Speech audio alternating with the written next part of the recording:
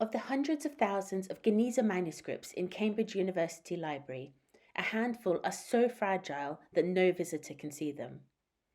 This letter, written on paper in the year 960, is over 1,000 years old. It was written in the court of one of the great Jewish academies of Babylonia, and attached to it is the crumbling seal impression of the head, known in Hebrew as the Gaon, of the academy. It's the only one known to have survived.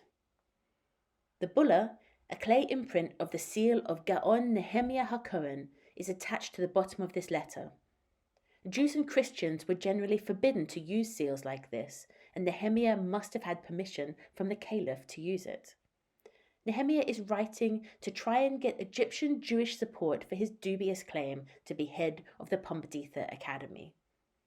The folded up letter was wrapped with twisted up pieces of paper, threaded through slits in the letter and sealed shut with a dollop of clay mixed with hair. Nehemiah's seal was pressed into the wet clay and it then dried, preserving his seal impression. It says, Nehemiah Gaon, son of a Gaon. May he live. And he did for around 8 more years. This manuscript is part of the Genizah Collection in Cambridge. A Genizah is a sacred storeroom in a synagogue where the Jewish community place old books and texts that have no further use. Cambridge's Genizah manuscripts are from the Genizah of an old Egyptian synagogue. This manuscript was found buried outside the synagogue by an Egyptian man named Jacques Mosseri.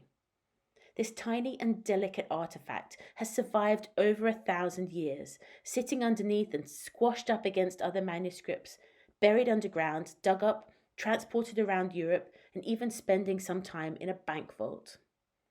Our conservators have decided that because this one is so fragile, no one is allowed to handle it or even look at it. This video is as close as anyone will get, for now.